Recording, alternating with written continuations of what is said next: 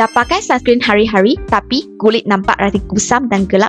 Ini sebabnya. Hai semua, saya Uba Amoy Pharmacist. Sunscreen memang penting tapi dia bukan satu-satu faktor yang menentukan kulit cerah dan sihat.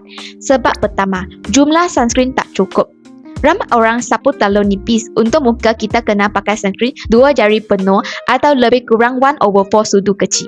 Sebab kedua, tak reapply. Sunscreen hanya tahan 2 hingga 3 jam. Kalau tak reapply, perlindungan akan jatuh dan kulit tetap rosak akibat UV. Sebab ketiga, kulit dehidrasi. Kulit kering nampak kusam walaupun warna tak gelap. Kena minum air dan guna moisturizer. Sebab keempat, sel kulit mati menimbul. Kalau tak exfoliate langsung, kulit akan nampak gelap dan tak berseri. Sebab kelima, kurang tidur dan stres. Hormon stres kortisol akan ganggu proses pemperbaikian kulit.